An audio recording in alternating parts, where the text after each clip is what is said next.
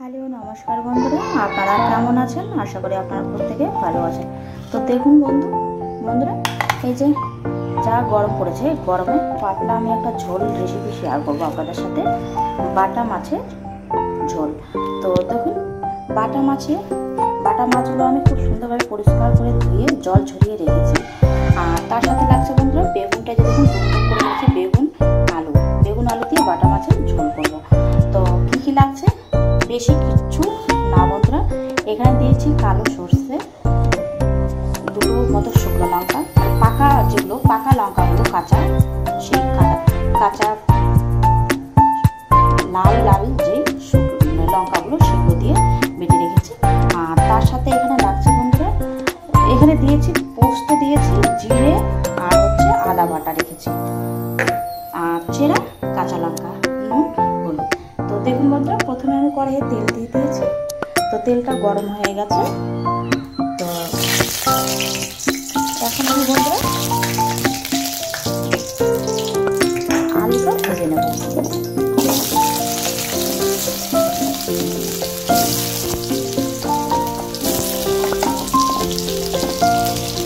আমি এখানে 15 মিনিটের মতো আলুটাকে লাল হওয়া পর্যন্ত আমি এটাকে ভেজে নেবো। তো এখানে এখন দিয়ে দিচ্ছি বন্ধুরা আমি হলুদ গুঁড়ো আর হালকা নুন।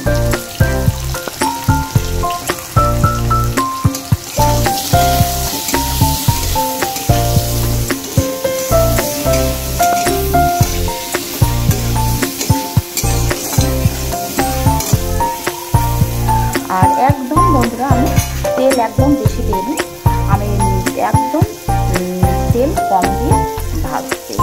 আর দেখুন, আমি মাছটাকে এখন আমি কী করবো, আমি মাছটাকে নুন হলুদ মাখিয়ে মিনিট 5 রাখবো। তো এখন দেখুন বন্ধুরা, এইভাবে মাছগুলোকে, আর হ্যাঁ, এই যে বন্ধুরা দেখুন মাছগুলোর ফুলকাগুলো আমি ফেলে দিয়েছি, আপনারা চাইলে এটা নিতেও পারবেন। আর মাছগুলোকে দেখুন বন্ধুরা, একদম পেট ভর্তি ডিম, এই যে দেখতে পাচ্ছেন, এই যে পেট ভর্তি ডিম বন্ধুরা। তো এই মাছগুলোকে একটু ছুরি দিয়ে হালকা এভাবে একটু কেটে নিলে কী হবে বন্ধুরা, ভিতরে নুন হলুদটা ঢুকবে এবং ঝোলটাও ঢুকবে, ও খেতেও খুব সুন্দর লাগবে। তো এখন আমি এটাকে মেখে নেব। তো দেখুন বন্ধুরা, এই যে মাছটাকে আমি খুব সুন্দরভাবে নুন হলুদ মাখিয়ে রেখে দিলাম। এটা 10 মিনিটের মতো থাক মাখানো। আর এখন আমি দেখুন, এই যে বেগুনটাকে এখন আমি দিয়ে দেবো। যে লালটা, যে আলুটা একটু লালচে হচ্ছে সুন্দর, তো এখন আমি তার সাথে বেগুনটা দিয়ে দেবো। বেগুন আলুটা একসাথে এখন আমি ভেজে নেব। আর একদম তেল নেই বন্ধুরা, দেখতে পাচ্ছেন অল্প তেলে এটা আমি ভাজবো। তো বন্ধুরা, এখন এটাকে আমি 5 মিনিটের মতো ঢেকে রাখবো। এখন আমি দেখুন খুব সুন্দরভাবে বন্ধুরা, একদম অল্প তেলে দেখুন বেগুন আর আলুটা খুব সুন্দরভাবে লাল হয়ে গেছে। তো এখন আমি এটাকে নেড়ে নেব।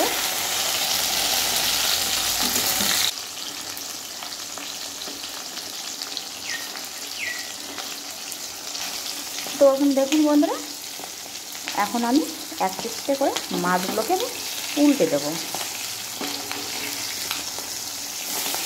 দেখুন খুব সুন্দরভাবে লাল হয়ে গেছে এবং মাছটা আরেক পিসটা আমি লাল করে নেব।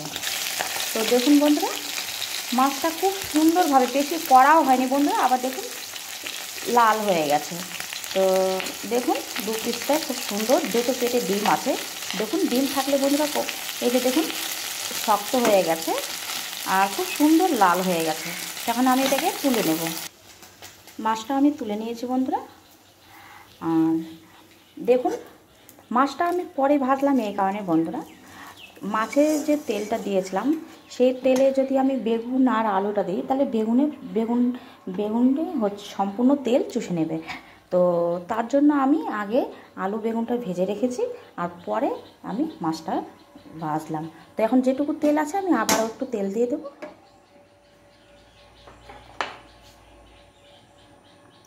আবার একটু তেল দিয়ে দিচ্ছি।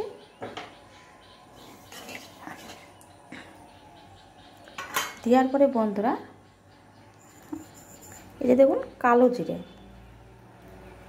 কালো জিরে আমি দিয়ে দিচ্ছি।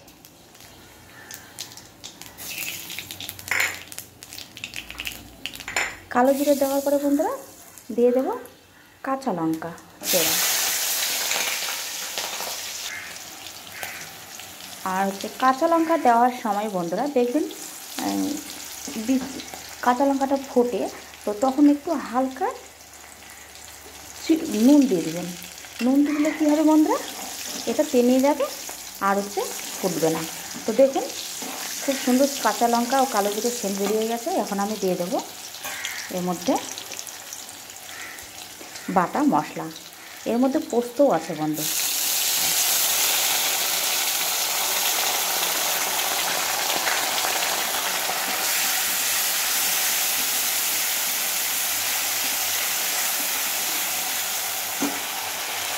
এখন আমি দিয়ে দেবো লঙ্কা ও সরিষা বাটা,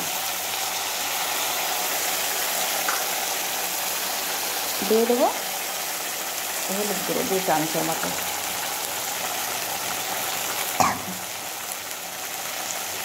দিয়ে দেবো নুন, দিয়ে দেবো প্যাকেটের যে লঙ্কা গুঁড়ো, সেটা কালারের জন্য বেশ কিছুটা দিয়ে দিচ্ছি। এখন দিয়ে দেবো বেগুন ও আলু ভাজবো।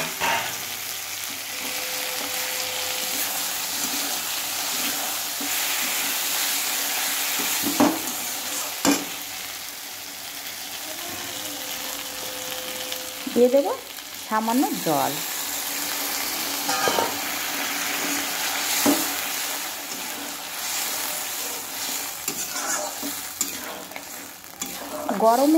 গরমে বন্ধুরা একদম পেঁয়াজ রসুন বেশি মশলা একদম কোনো কিছু আমি অ্যাড করলাম না, আপনাদের সামনে আমি দেখিয়েছি। তো আপনারা অবশ্যই এই গরমের বন্ধুরা এইভাবে বাটা মাছের পাতলা ঝোল বেগুন আলু দিয়ে বাড়িতে রান্না করে খেয়ে দেখুন, আশা করি আপনাদের ভালো লাগবে।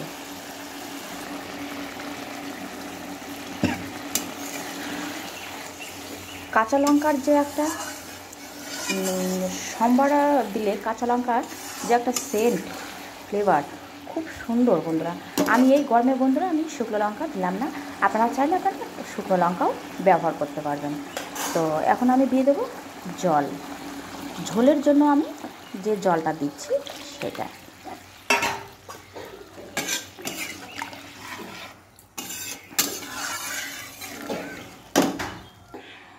বন্ধুরা এখানে বলক আসা পর্যন্ত আমি 5 মিনিটের মতো ঢেকে রাখবো।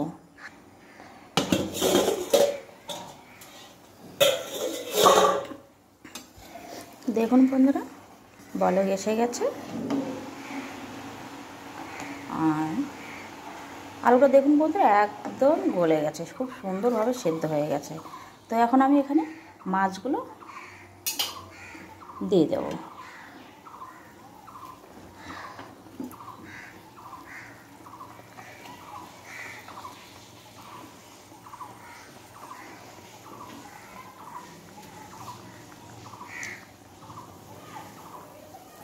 বন্ধুরা মাছটাকে খুব যে একদম নরম ভাজতে হবে তাও না, আবার খুব যে একদম কড়া সেটাও কিন্তু না, মিডিয়াম আছে হচ্ছে খুব সুন্দর এমনভাবে ভাজতে হবে যেন 2 পিসটা সুন্দর লালচে রং হয়ে আসে।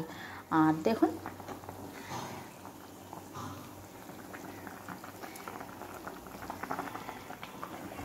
তো এখন আমি আরও 3-4 মিনিটের মতো একটু ঢেকে রাখবো। তো এখন আমি ঢাকনাটা খুলে নিচ্ছি বন্ধুরা। দেখুন খুব সুন্দরভাবে চতুর্দিকে